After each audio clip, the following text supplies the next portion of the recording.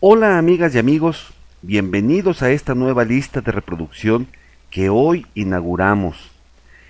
Habla de los semiconductores y de este tema hay mucho que decir, pues la electrónica moderna está basada en estos.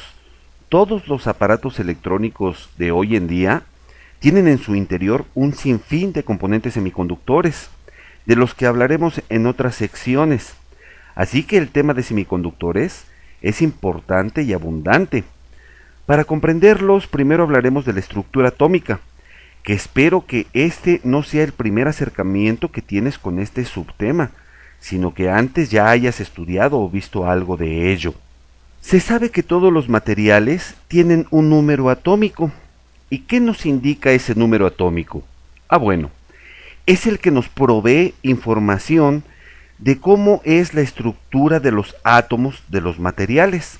En otras palabras, nos indica la cantidad de electrones y protones con los que se conforma cada uno de los átomos del material en cuestión.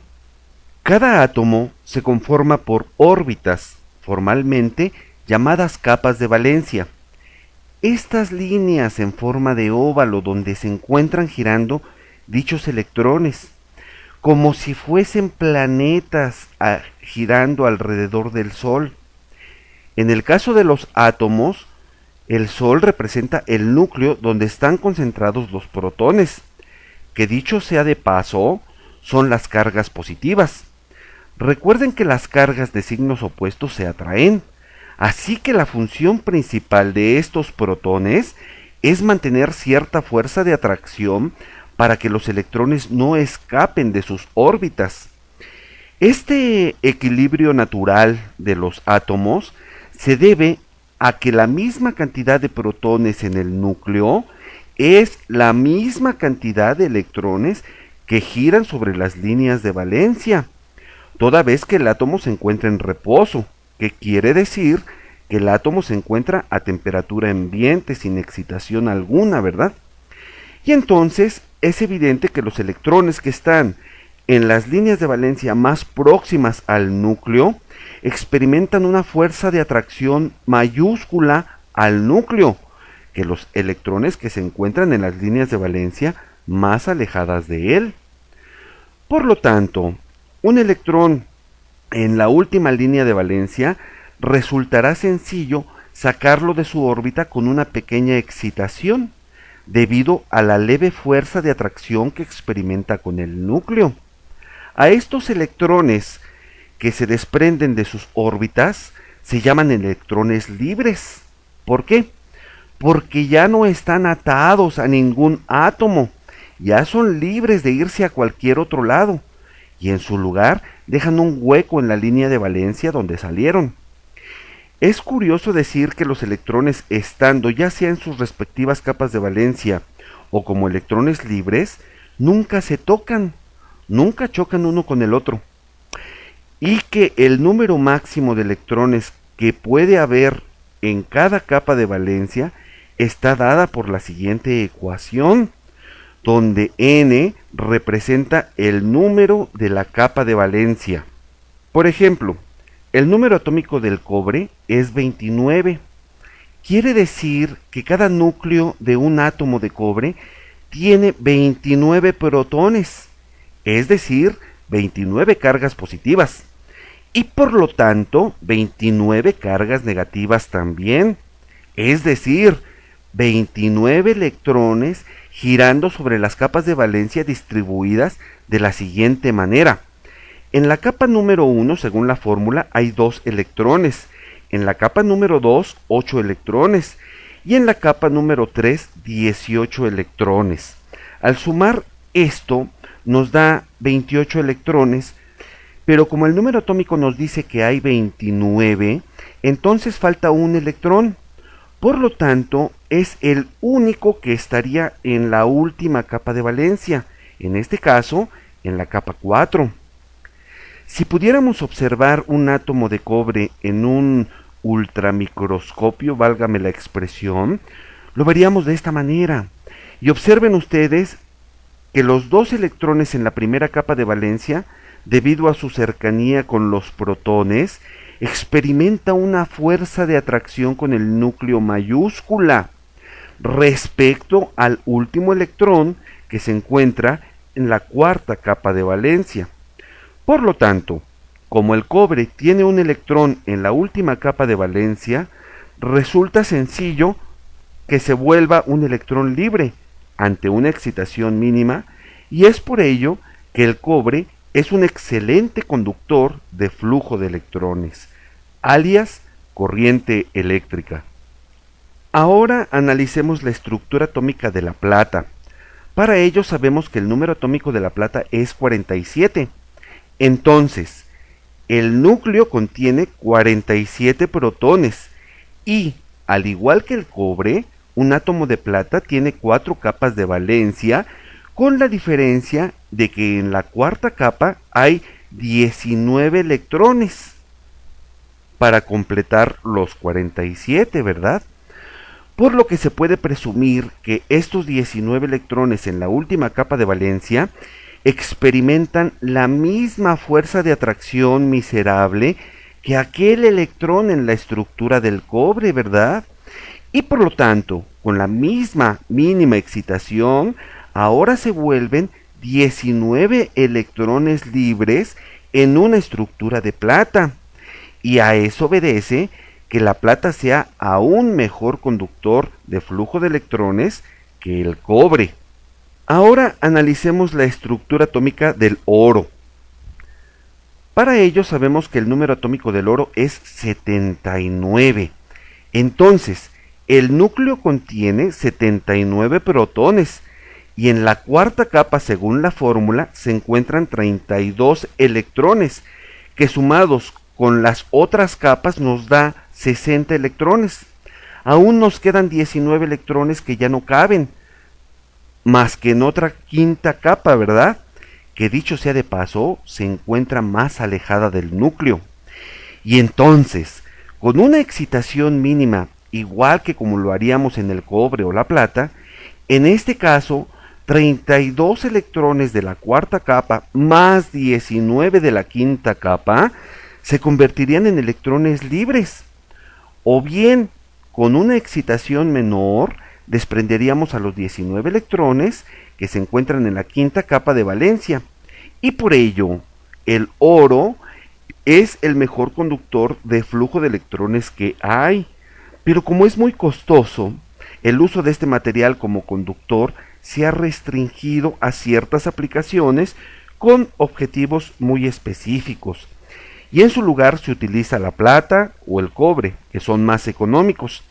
A eso obedece que la mayoría de los conductores comerciales y de uso cotidiano están hechos de cobre por su bajo costo, y aun pese que en su estructura atómica se encuentra solo un electrón en la última capa de valencia, se considera un buen conductor. Como en la electrónica tenemos interés en los electrones que se encuentran en la última capa de valencia, entonces los átomos de los materiales únicamente se simbolizan así. Quiere decir que la parte interna de un átomo de cobre tiene una carga neta de +1, ya que contiene 29 protones, de los cuales 28 electrones se encuentran en las capas internas y 1 en la última capa de valencia, por lo que a causa de ello, la atracción que siente el electrón de valencia pues es +1. Ahora esquematicemos la estructura atómica del germanio y el silicio. El germanio tiene un número atómico igual a 32. Utilizando la fórmula, sabremos que en la primera capa de valencia hay 2 electrones, en la segunda 8 y en la tercera 18. Esto da como resultado 28 electrones. Aún nos faltan 4 electrones para los 32, que estarían en la cuarta capa de valencia. Así que el germanio tiene 4 capas de valencia, pero en la cuarta capa hay 4 electrones, y el diagrama equivalente de la estructura de un átomo de este material se puede representar así. Ahora analicemos el silicio. El silicio tiene un número atómico igual a 14. Utilizando la fórmula, sabremos que en la primera capa de valencia hay 2 electrones, en la segunda 8. Esto da como resultado 10 electrones. Aún nos faltan 4 electrones para los 14, que estarían en la tercera capa de valencia. Así que el silicio tiene 3 capas de valencia y en la última capa, igual que el germanio, hay 4 electrones y el diagrama equivalente de la estructura del átomo de este material se puede representar así. Noten ustedes la similitud entre el germanio y el silicio. Muy bien, hemos visto que los materiales conductores son por excelencia el oro, la plata y el cobre. Aunque el átomo de germanio tiene una capa más de valencia respecto a la del silicio, ambos son utilizados como materiales semiconductores. Ahora vamos a ver por qué. Y debido a que en este planeta hay más silicio que germanio, el semiconductor preferido por los fabricantes es el silicio, aunque también es utilizado en algunos casos el germanio. Ahora entremos en materia pues de los semiconductores. Cuando varios átomos de silicio se aproximan a otros entre sí, se forma una estructura llamada cristal. En este caso, cristal de silicio. Las capas de valencia se juntan y cada átomo comparte un electrón con los otros átomos vecinos. Observen el átomo del centro. Ese tiene 4 vecinos y tiene 4 electrones compartidos con otros átomos, ¿verdad? A cada electrón compartido se le denomina enlace covalente. En 1917, Gilbert Newton Lewis anunció la regla del octeto, que dice que cuando los átomos completan sus últimas capas de valencia con 8 electrones, la forma que adquiere es una estructura muy estable, que no da lugar a que haya electrones libres. Y a este efecto le llamó saturación de valencia. Miren, sigan observando el átomo del centro. Y ahora imaginen que otros átomos de silicio se han unido a estos. Tenemos frente a nosotros un cristal puro de silicio, que por la regla del octeto de Lewis sabemos que no tendrá electrones libres. Así que este cristal se comporta como un aislante perfecto. Un aislante es lo contrario de un conductor. Hemos visto que en el caso de los conductores con una pequeña excitación se pueden generar electrones libres y por lo tanto su resistencia es extremadamente pequeña, ¿verdad?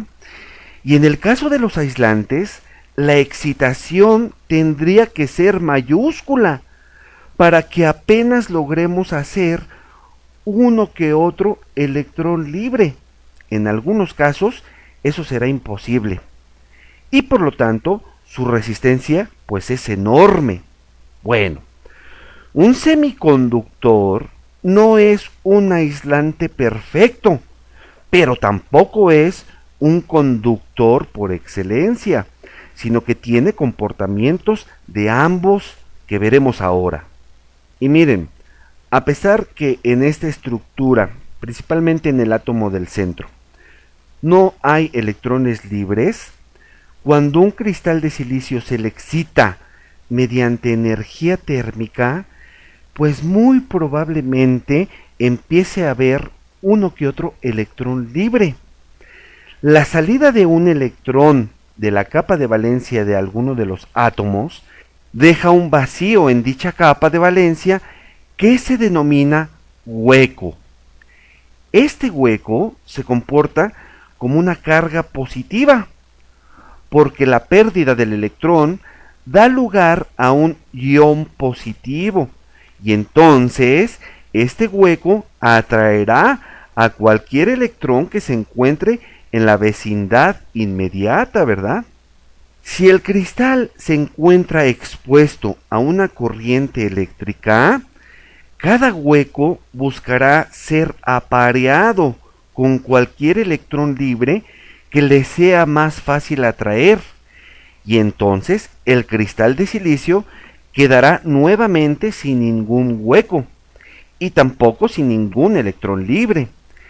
El cristal de silicio puro entonces se le da el nombre de semiconductor intrínseco.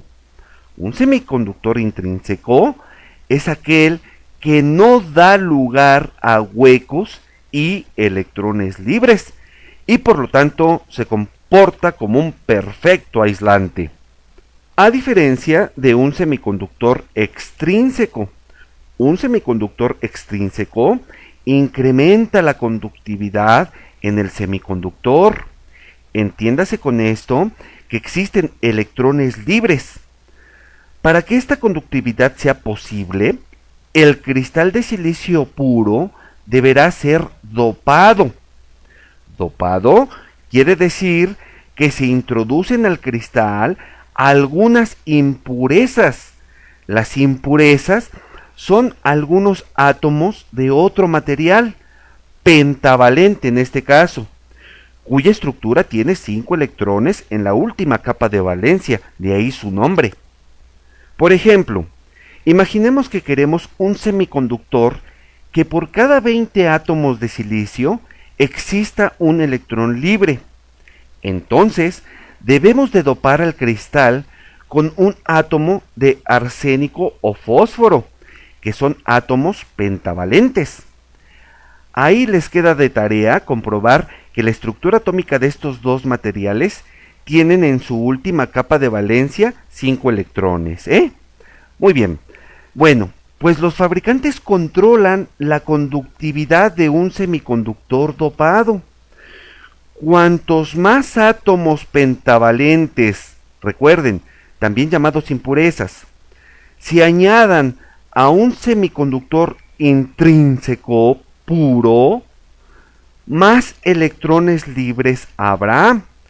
En otras palabras, un semiconductor débilmente dopado presenta una resistencia alta, mientras que un semiconductor fuertemente dopado presenta una resistencia baja.